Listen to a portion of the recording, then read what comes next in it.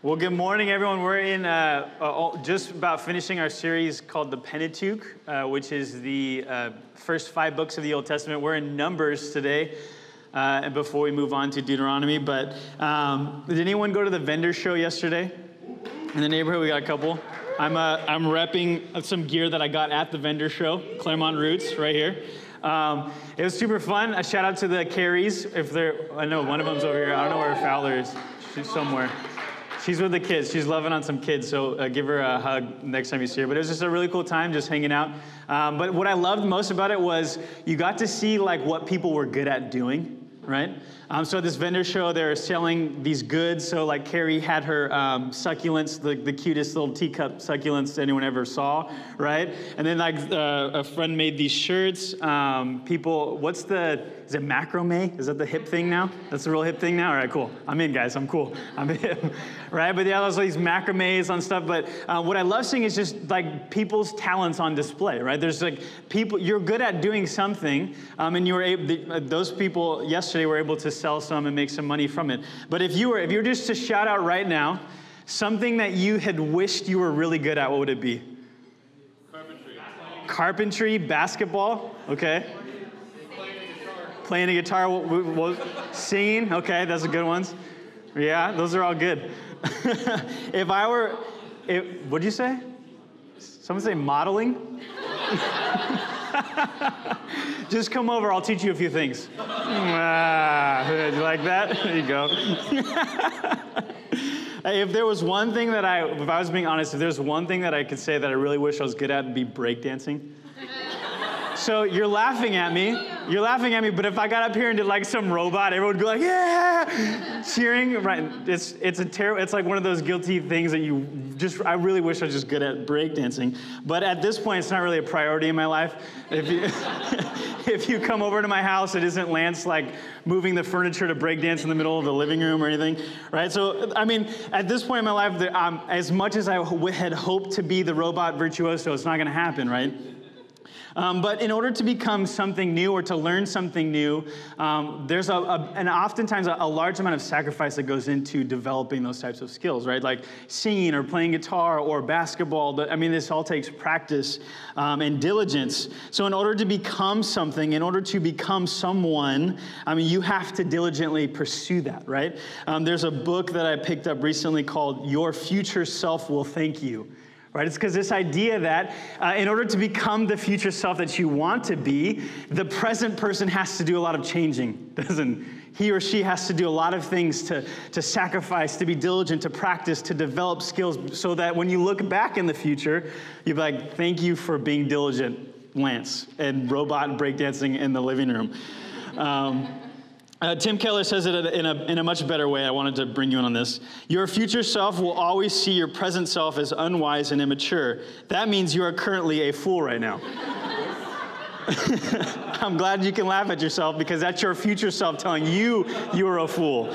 That's not me. I'll remind you of it whenever I see fit, but you can kind of hear, even in that quote, kind of some tension and frustration because in our present state, there's often a lot amount of frustration with who we are now, right? Whatever it is, it's a type of a pattern or behavior or a habit, staying up too late or watching too much TV, or maybe even on a soul level or even deeper, we have problems with sin. We have problems with lust or anger or pride, and all of these things are developing us today. And so we become frustrated.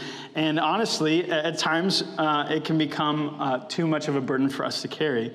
But the truth is that we all desire to become someone or something, whether it's different from us now or not. But we all desire to be developed and to find something that's good in this life and to hold on to it. What I found in the book of Numbers is that there is a group of people that God so loves. These group of people, it's God's beloved people.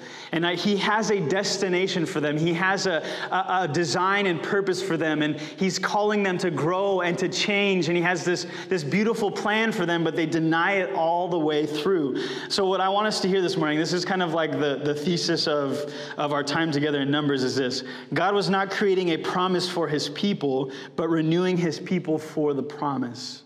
So all throughout Numbers, you have this group of people, God's people, moving from Sinai to the promised land, like this place of milk and honey. And I think that milk and honey is just like whatever you would want it to be. Like for me, it would be like ramen and popcorn. Like what, you can just kind of picture like it would just be this beautiful place of abundance and leisure, and just like the presence of God would be dwelling there in a beautiful way, right? So we hear that God has this place for them. But oftentimes what we think and how we read in Numbers is these people thought that God had provided a promise for them, yet God was instead trying to transform them, to recreate them, to make them new so that they could enjoy a promise that he had kept for them. Do you see the difference there? So what we see in Numbers is that God was desired to create his people to enjoy and accept this promise.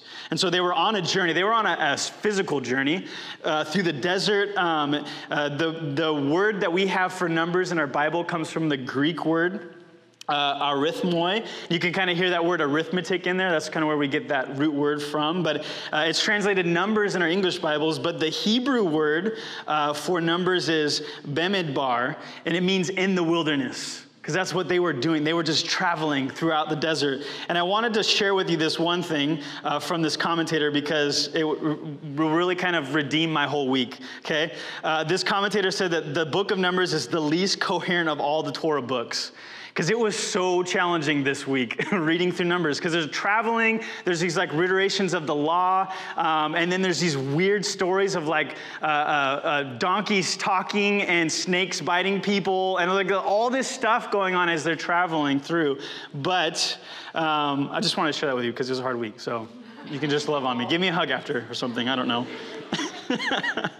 But what we see in Numbers is they're on a journey, they're on a trip from Sinai. We have a slide of it, from Sinai to Paran, and from Paran to the plains of Moab, and that's where the book ends, in Moab. And so Israel, God's people, is on a journey. It's like the worst road trip you can imagine that they're on in the desert. The youth group boys went camping over the summer. Caleb was with them. He's our youth director, and they drove out to Mammoth and had this awesome time fishing. And on their way back, I don't know if you've ever been on the 395 or like your way out to Mammoth. There's like a point where it's just desolate desert. And there's nothing there. And unfortunately, their car broke down right in that area. And so they were stuck in the desert. So they can have they know what it's like to travel in the desert because it was hot then. But that's what's happening in Israel. They are traveling in the wilderness. They are hoping to enter into God's promise. And God is watching, hoping to recreate his people into his intended purpose. So why don't we do this? Let's read Numbers chapter 10. Starting in verse 33, and we'll just read through a few verses. So they set out from the mountain of the Lord and traveled for 3 days. The ark of the covenant of the Lord went before them during those 3 days to find them a place to rest. The cloud of the Lord was over them by day when they set out from the camp. Whenever the ark set out, Moses said, "Rise up, Lord. May your enemies be scattered. May your foes flee before you." Whenever it came to rest, he said, "Return, Lord, to the countless thousands of Israel." Now the people complained about their hardship in the hearing of the Lord, and when he heard them, his anger was aroused. Then fire from the Lord burned among them and consumed some of the outskirts of the camp. When the people cried out to Moses, he prayed to the Lord, and the fire died down. So that place was called Taberah, because fire from the Lord had burned among them. Verse 33, we get this first movement. So they set out. We think that Israel was at Mount Sinai for probably about a year. And if you're at a place for a year, that begins to feel like home, right? I mean, you have your tent set up. This is like everything it's familiar.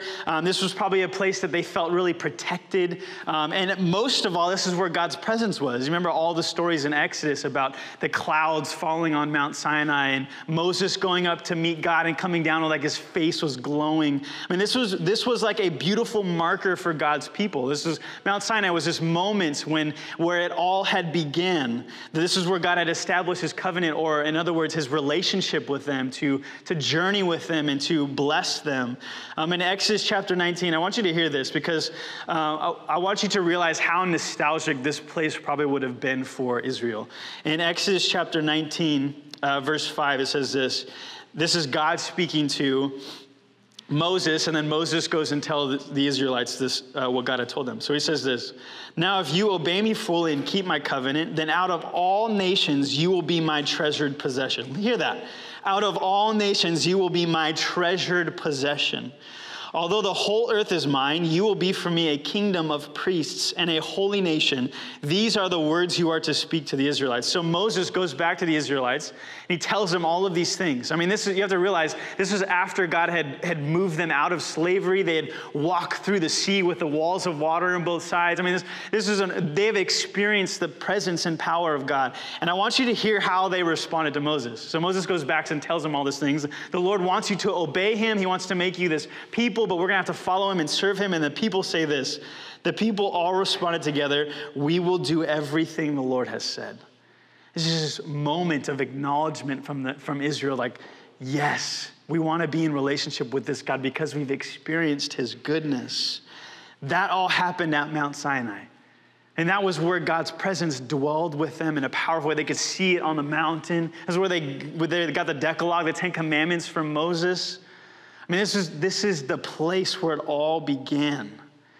The problem is in a lot of ways, Israel had moved from a place of comfort to complacency. And this comfort instead it created within them a lax or a laziness in their pursuit of God and relationship with him. And so I think in a lot of ways, God was moving them to disturb things, to make a rift so that they would have to choose and grow. I can remember a moment early in my dating years with my wife. Is it almost 13 years? Is she in here? I forgot. If she's not here, it's probably a good thing. She's over there. I forgot. Is it 13 years? Something like that. There was a moment when one of our first dates, okay, you guys have to listen to this. If you're single here, boys, take notes, all right? There was a moment when we snuck on a Torrey Pines golf course, and we went and had dinner on hole 13 on the north course. I don't know if you guys have ever been to Torrey Pines. It is gorgeous, right? So it's like ragged cliffs, beautiful ocean, and then sunset. And that was probably like the most romantic thing that I've ever done. I think I used up all of my romantic dollars in that one date because I don't have a romantic bone in my body and have never been that romantic. I'm sorry, I haven't been that romantic, Charles. But right, but it was a really cool night. It was just this awesome moment, enjoying. It was one of our first dates. I think it was like 6 months into our relationship, and kind of for me, kind of defined the rest of the relationship. And we ended up getting married and have 2 kids now, so it worked, right? So you're welcome.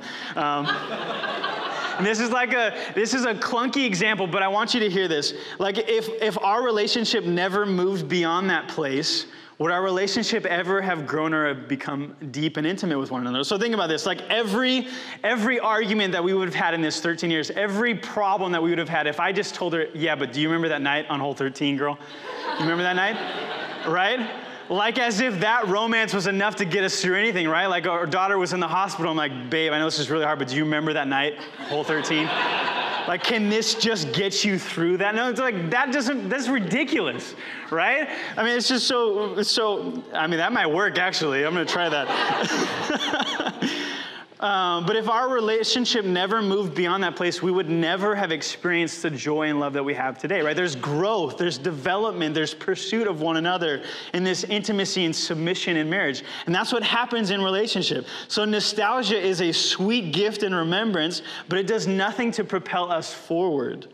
So God is calling Israel out in a movement towards a promise, and he's taking them out of this beautiful and nostalgic place, which Israel would remember forever. And today we should still remember this moment that God of all things bent towards his creation and began a relationship and covenant with them.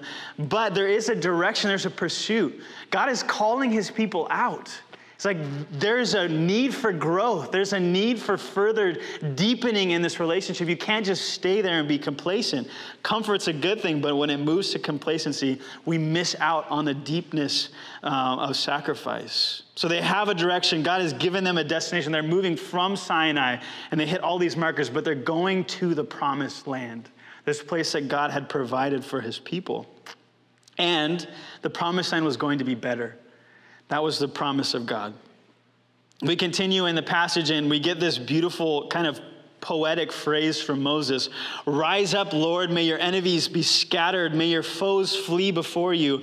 Whenever it came to rest, he said, return, Lord, to the countless thousands of Israel.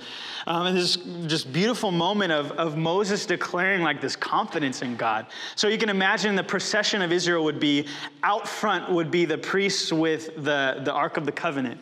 And the Ark of the Covenant represented like God's throne. So if you can picture this, as you're like in line behind the Ark of the Covenant, moving and traveling with Israel, you can picture like that was the signal of God's presence and his throne. Like God was the one leading us out from this place. So there's this massive amount of confidence you hear from Moses. This is this battle cry. The ark is out front. God is leading us. And you can picture probably the cloud was above them, protecting them from the harshness of the sun. And it just is this beautiful moment of courage from God's people. But it was very shortly lived. At once there was a moment of pain or suffering. This whole battle cry changed to the waddle cry. You ready for that? There you go. That's free for you this morning. It's a dad, so I can say stuff like that. But in chapter 11, verse 14, this battle cry completely turns into something different. In verse 14, Moses says this, I cannot carry all these people by myself. The burden is too heavy for me. If this is how you are going to treat me, please go ahead and kill me. If I have found favor in your eyes, and do not let me face my own ruin. So this whole moment, like, God, you're going before us. God, we're stopping. Come sit down and be with us. And this one moment is completely gone. His confidence is zapped the moment he feels pressure. I mean, it kind of reveals like this superficial confidence that Moses, the leader of Israel, had in God. And because once Moses faces this challenge, this lackluster confidence disappears. I love how God responds to him. God says to Moses, is my arm too short? I love the Message version says, so do you think I can't take care of you? Is my arm too short to reach you and rescue you? And this problem with viewing God's providence was not just with Moses, right? Moses wasn't the only one cracking. He wasn't the only one giving up his battle cry. It was everyone. Everyone was showing a chink in their armor. And in verse 1 of chapter 11, now the people complain about their hardship in hearing of the Lord, right? This is like day one, right? Have you ever been on like a road trip with kids and it's like you've got to go like 3 days to a far destination. They're asking you like an hour in, are we almost there? Right? It's like this is Israel. This is the beginning of their journey and they are already complaining. They're on their way to abundance and freedom. Like things look so good. They're marching. God's out in front. Like it's so good. And then you start complaining and ruin this moment. But this complaint pattern is all the way in numbered. It's all the way through it. So Israel complains. There's divine punishment. And then there's like an immortalizing of the event by naming that place. And we see that structure in this passage. Israel complains. God sends fire. And then they name the place as a remembrance of what had happened. But to be honest, if we're being real at this moment, it just seems like there's just a little bit of complaining, right? It just seems like there's not even a description of what they said. I mean, they could have just been like, oh man, this is tough. We don't know how hard they were complaining. Why did God just send fire at that one moment? Why did God send judgment in this? Because if parents acted like God did, there wouldn't be like a teenage population. There just wouldn't be, right? I mean, so why did God react in the way that he did with his people? And I want to be careful about this because when we see God acting in this type of violence, it can be disheartening, it can be confusing. But what I want us to realize first is that this wasn't a complaint about food. It wasn't a complaint about the heat of the desert. But there was a deep soul angst happening in God's people. See, God had intended to recreate these people, to make them, remember in Exodus, that these would be the holy people, a chosen kingdom, the royal priesthood. God had intended to recreate these people into a people that he had designed and desired from the beginning, to reflect his glory to the ends of the earth. But there was a denial and an aversion to the recreating work and power of God. These people did not want to be recreated by God. They didn't want to journey. They didn't want to leave old patterns of living at Sinai. They didn't want to become the people of God. And they didn't honestly want the promise that he had promised them. This was a moment Israel was journeying, and God was desiring for these people to take the message of and truth about Yahweh to the whole world, to be changed and transformed and renewed, and they rejected God's work of recreation. I wanted to summarize a little bit about Israel's character, and I'm going to use this by using a framework from St. John. It's called the dark night of the soul. And St. John gives us 6 or 7 steps of what it looks like to have a dark soul, or what it looks like to have an untethered soul, a soul that's unhealthy, that's removed and disconnected from God, and pursuit and growth in Him. So I'm going to use these as a framework, but I want us to see how deep the rejection of God's recreating work was actually in Israel. So we start with pride. Pride is a consistent impulse to condemn others and are easily irritated with the faults of others. And I'm taking these from the framework of the dark night of the soul, these descriptions. They don't allow others to teach them, right? So we can see this in Israel. There's a pride. There's a consistent impulse to condemn everyone that's around them. We see this in chapter 14. Verse 1 and 2 with Moses. That night, all the members of the community raised their voices and wept aloud. All the Israelites grumbled against Moses and Aaron, and the whole assembly said to them, if only we had died in Egypt or in this wilderness. Right, there's this pride being characterized around Israel to the point where they're unteachable by the chosen leaders that God had placed in their life to direct them on this journey. They're complaining against Moses, this guy who had seen the face of, his face was glowing after an encounter with God, and Aaron who would go on the Holy of Holies in the temple on their behalf. They were rejecting these people that God had chosen, and it was because of a deep pride and a desire to not be recreated by God. The second one is avarice. Avarice is a great word. If you can use that in a sentence this week, I will give you like a Starbucks gift card or something. It's a great word. But avarice means this unsatisfiable desire for riches. Right? It's a discontent with the spirituality God has given them. They never have enough. They never have enough. So Israel, right, we talked about it. They walked through the walls of the Red Sea. They were redeemed from slavery. They were delivered from their enemies. They were given manna and water in the desert. They were guided by this pillar of smoke and this pillar of fire, but it wasn't enough. And there's this moment in Numbers in chapter 25 where it talks about the men giving themselves to the women of Moab and sacrificing in the temple as like this sexual sacrifice to their gods and deities. There's this moment is like God was not enough. The way that He pursued them, the way that He revealed Himself to these people was not enough. They were looking for more. This discontent with the spirituality of God is so prevalent in these people. The third one is luxury. They take more pleasure in the blessings from God instead of God Himself. And what's interesting is there's a lot of Old Testament writers that describe what happens in the book of Numbers and Exodus specifically. There's a portion of the Psalms in Psalm 78 and 106, and I want you to hear this key word that happens in these 3 short verses.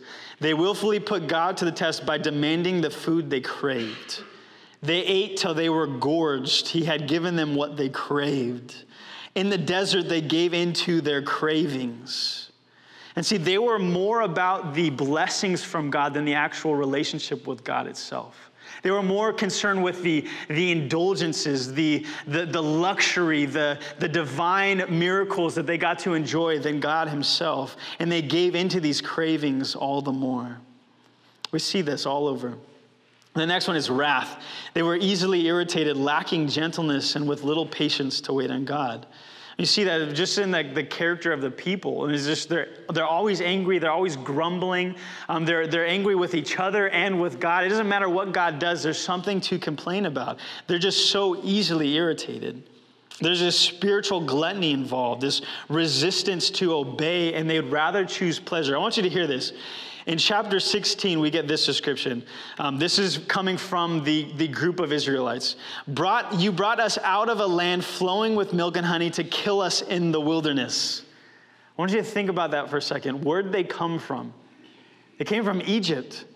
Did you know they were slaves in Egypt? Right?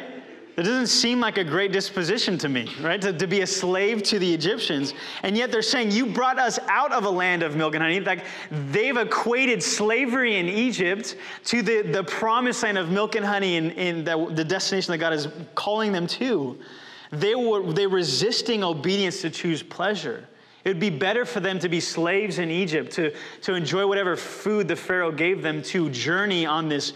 Sure, it's hard in the desert, but to journey towards what God had desired for them. There's this spiritual envy. They're unhappy when others do well, and you see this. They call out Aaron and Moses. It's like, why do you set yourselves above the Lord's assembly? Why are you above us? Why has God chosen you to be above us? And then the last one is sloth. They run from what is hard, and their entire focus is to experience good feelings. Again, I want you to hear this. I want to reiterate this. In chapter 11, the people say this: we remember the fish we ate in Egypt at no cost. Also the cucumbers, the melons, leeks, onions, and garlic. But now we have lost our appetite. We never see anything but this manna. Again, there was a great cost. They got the food for free, but they were slaves in Egypt, right? They had to work for that food. And so they've forgotten the position that God has freed them from. And all they desire is to run from what is hard and to lean into these good feelings. The end result is this claim we see in Psalm 95. And I want you to hear kind of like the deep angst that's happening here, or even like the remorse that you might even feel for these people in Psalm 95. For 40 years, I was angry with the generation. I said, they are a people whose hearts go astray. They have not known my ways, so I declared an oath in my anger, they shall never enter my rest. They shall never enter my rest.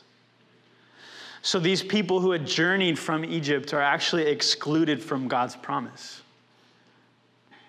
The only people who were able to move forward were Caleb and Joshua that we see at the end of Numbers and in the beginning of Joshua. Not even Moses or Aaron were even allowed in.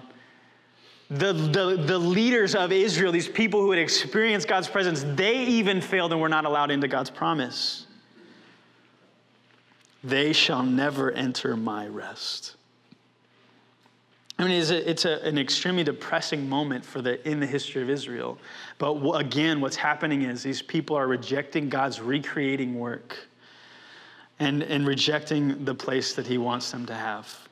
What do we do with the story of Numbers? Other than just be sad for these people? I mean, what do we do with this passage? What do we do with the whole book of Numbers? Like I said earlier, the commentator said this is the most incoherent book. It's hard to read. It's hard to understand. So what do we do with the story of Israel and Numbers and their movement from Sinai to the Promised Land? We get a glimpse of what we should be doing through Paul in 1 Corinthians. And I want to read this. It's kind of a long passage, but bear with me. In chapter 10, starting in verse 1. For I do not want you to be ignorant of the fact, brothers and sisters, that our ancestors were all under the cloud and that they all passed through the sea. They were all baptized into Moses in the cloud and in the sea. They all ate the same spiritual food and drank the same spiritual drink, for they drank from the spiritual rock that accompanied them, and that rock was Christ. Nevertheless, God was not pleased with most of them. Their bodies were scattered in the wilderness. Now these things occurred as examples to keep us from setting our hearts on evil things as they did. Do you hear that? Now these things occurred as examples to keep us from setting our hearts on evil things as they did. The story of Numbers is illuminated when we realize that those examples, the example of the people is for us to remember and for us to remove ourselves from. Right? The story of Israel in Numbers is depressing. It's crazy. It's wild. You still see the hints of God's grace moving in the story, but ultimately, they did not enter into the rest God had designed for them, and they stand as an example to all of us in our modern walks with Jesus. As a don't do. What's that, the line? Do what I say, not what I do, right? I think we can take that euphemism and use it on this story in Numbers. But what I want us to realize this morning is this physical and spiritual journey that Israel went through in Numbers is still something that we participate and partake in every single day. There is a journey that you're on in your spiritual walk with Jesus And we're all in different places, but we're still moving towards a destination. There is an aim and there is a goal for your life. There is a purpose behind it, and God is moving and working in it, but there is still a destination. I wanted to reveal, we could go to any number of passages, but I want to leave us with this in 1 John chapter 3, and we're going to expound a little bit on it and talk about it. But it says this, "Dear friends, now we are children of God, and what we will be has not yet been made known, but we know that when Christ appears, we shall be like him, for we shall see him as he is." I mean, this is the end in which God is working in you now. You listening? This is why Jesus says, "Come follow me." This is why Jesus says, "Imitate me," because the goal of our lives today is to become like Jesus. There's an intended pursuit. There's a goal. There's an aim. We're in a river, in a current, moving towards one direction, and that direction is towards Jesus. I love how Paul even, he gives into this mystery a little bit too. He says, it has not yet been made known. And so maybe you're frustrated a little bit this morning with who you've become. Maybe you're a little bit worried about, am I making the right decisions and choices? Because ultimately, the perfect picture of Jesus is ahead of us. We're staring, we're gazing, and moving forward. It's a little bit mysterious. What does it all look like completely? What is my life? What should my life look like now completely? But there is a goal, there's an aim, there is a direction that each one of us, if we're following Jesus, must be moving towards. As Paul talks about, I'm striving, I'm pursuing my call heavenward. There's this almost athletic description given to the walk of faith. There's things to be moving towards. And the beautiful irony of the Bible is that submission to Jesus then leads to victory. Surrender to Jesus then produces freedom. And as you are liberated from the tyranny of yourself and the tyranny of the sin that reigns still in you, you're able to experience God's fullness. See, God's desire is to create a people for the promise, not a promise for the people. And that truth is still real today. I mean, when we think about this for a second, there is a beautiful promise. And if you were here with us last week, Bob did an awesome job of describing the kingdom. If you missed it, go back and listen. But there's this beautiful promise of God's kingdom that God will come and reign and rule again. Jesus inaugurates this in Mark chapter 1. He comes on the scene and says, "Repent and believe, the kingdom of God is near." And in that one statement, Jesus was claiming that he was king. And there's this new kingdom coming that's better than anything you've ever experienced, where there is no pain, there's no suffering, there's no crying. All evil is wiped away, and all that is left is the goodness of God. I mean, this is the promise that we read in Revelation, right? That God is coming to restore this place. But I want you to hear this. That place is not just a promise for you, but God is desiring to create in you a people that is ready for that promise. And that happens now. There's a pursuit, there's a goal, there's an aim that we are all moving towards. Our journey is slow and it's ordinary. It's just like Israel. It gets hot sometimes, right? We sweat a little bit. It gets frustrating. We grumble, we mumble, we moan. But there is an intended destination. And for us right now, that destination is transformation. That you would become like Jesus. See, God is calling people in this direction. There's a movement to grow beyond ourselves into a vision that God has for our future. That we would be about the way of Jesus and practicing his way. That we would be about living in a deep community called a family with one another, not by blood or relation, but by allegiance to Jesus and him alone. That we would be about the city that we live in San Diego, that we'd be compelled outward to reveal the way of Jesus to those who are around us. And when people lose this vision for the future, when we forget that we're in a movement forwards towards Jesus, when we forget that we're in a current being swept towards Jesus and his vision for the future, we crumble. And everything is broken. I wanted to take just a couple markers from Israel as like markers of our dark night of the soul, of our untethered, unhealthy souls. So we're just going to take 3 markers from Israel. For one, if we lose focus on Jesus, and if we stop and halt the recreating work of God in us, community is going to be really hard. Not just hard, actually. I think it says hard up there. It's not going to be too difficult. It's going to be impossible. For you to live in intimacy with one another, if you're not pursuing Jesus, is going to be an impossible claim on your life.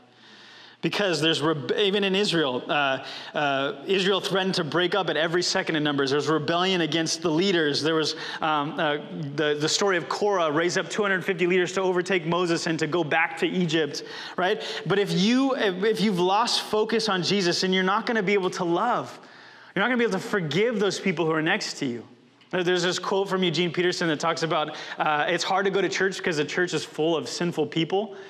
And even on top of that, the pastor is also a sinner. So it's like there's no hope for us, right, if we're focusing on each other. But if our pursuit of Jesus is clear, if our pursuit of Jesus is taking over every aspect of our lives, then we're able to love and forgive and live in community. But if we're not, then community is going to be impossible. I mean, how is your response to people who are harsh or full of anger next to you if you're not pursuing Jesus? Are you going to be able to forgive or receive criticism from people if you're not pursuing Jesus? I mean, all of those things become incredibly difficult, and community becomes impossible. What ends up happening is we have this superficial relationships with people, like Moses had this superficial confidence in God. And one moment it seems real, but the next week it's gone. The second thing is this: complaining is your first response. So these are like markers for us as if, are we actually pursuing Jesus together? The first thing is community is going to be hard, and then also complaining will be your first response.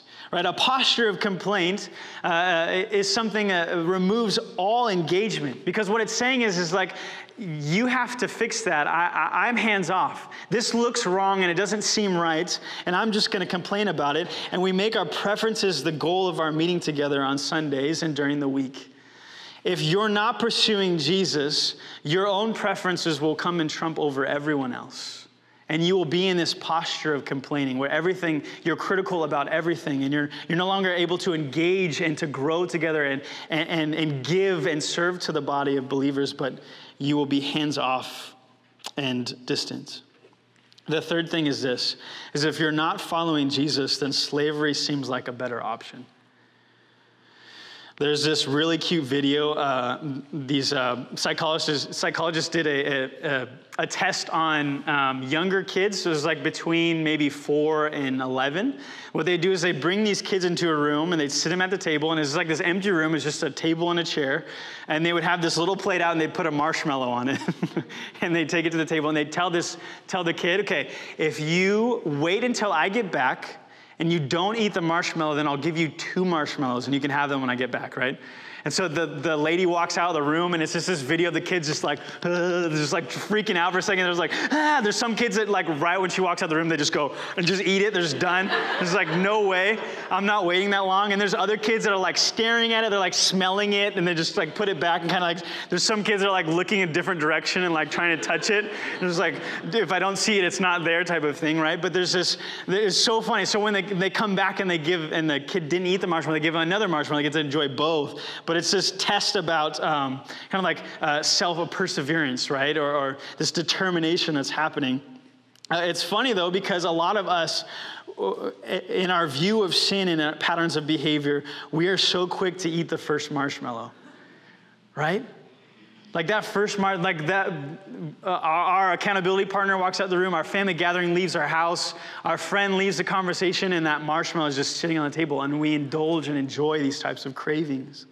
See, what's interesting, though, is even in this story of Israel, slavery had become a better option than pursuing God's promise in their life. Did you remember the passage we read? There was such good food. There was fish. There was leeks. There's all these good things in Israel. It's to no cost to us. But yeah, they were in slavery. They were enjoying this food, but they were slaves to, so they had a master who was oppressive and angry and resentful. But oftentimes we become about the short-term strategy in our own life and our own faith and practice. The marshmallow sitting in front of us becomes more good or better than God's promise of restoration in the second marshmallow. What most of us don't realize is that if we remove ourselves from experiencing, most of us don't realize that The sin and the way it makes us feel is only a short term. It doesn't last for very long, and it's creating within us this craving and desires that shouldn't be there. And most of us don't even realize that as we remove ourselves from experiencing the relational abundance with God, who wants to give us life, that slavery is not the best option. See, we indulge in this first marshmallow, we indulge in these cravings and this sinful behavior, and we tend to make ourselves think that slavery is better than pursuing Jesus and sacrificing these things. But God is calling you and saying, if you give up things, if you make meaningful change, and your desire and satisfaction will grow stronger for what is good. A change only comes through brutal honesty and vulnerability before God and each other. And God is saying that the way of sacrifice is the way of freedom. The way of redemption and restoration might be hard, and there's going to be journeying in the desert, and it's going to be difficult to see the destination, but ultimately God is shaping you to become a people for the promise, not a people with a promise. And I love how Jesus exclaims that to his disciples when they ask him how to pray. And Jesus says, on earth as it is in heaven. And there's almost this moment of like, God is making his people as representations of that kingdom that's to come. And there is a promise of a future forever with God in his presence. There is a promise of heaven where there is no pain and suffering. But now, right here and now, is the moment for us to become like Jesus, to pursue him, to become a people of the promise that God had intended for us from the beginning. I think in a lot of ways, it seems like something so unattainable. And as we make micro shifts in our lives to obey and submit, we make massive changes in the future. To the point where that book, again, that title exclaims, your future self will thank you. And it's so true. That moments in this life, we need to make micro shift changes in obeying Jesus and becoming like him. Ultimately, that will bring big change and big motivation and all of these things where God will meet us in that struggle. I think probably at the end of this chapter, this section of scripture, one of the more poignant moments was then after all of these things happened, after Moses had after Israel had complained, after Moses had lost his confidence, after God's people began to reject that recreating work as he's pulling them towards the promise. I love the posture of Moses in the chapter in this book of Numbers. I mean, every time there's a promise or a problem or a complaint, Moses intercedes in prayer on behalf of his people. And there's this moment of of surrender that you see in Moses as he gives himself away to surrender himself to pray for a people that are complaining and groaning and rejecting God's promise. And he submits himself to that presence. So I want to ask you this morning, who do you want to become? Who is Jesus calling you to become? I guess is probably the more poignant question. What in you right now is bringing frustration and pain and suffering? What in you right now is wrestling, and what angst in your soul? What can you identify that? And where is Jesus calling you? What direction is he calling you to? What moments of transformation is Jesus' desire for your life? Because ultimately what we know now is there still is a direction. There still is a call. There still is a plea. And God desires to make you like Jesus. So I'm going to invite the band up, and I would love for you just to spend a moment, maybe a minute or two, in just the quiet of your heart, just reflecting on maybe what are those things that God is desiring to transform within you. What moments have you stepped out of the river in the direction of God's call to accept your own way? So we're going to do that right now. If you just bow your head, just spend a few moments in silence, and then when I feel ready, I'll close us in prayer.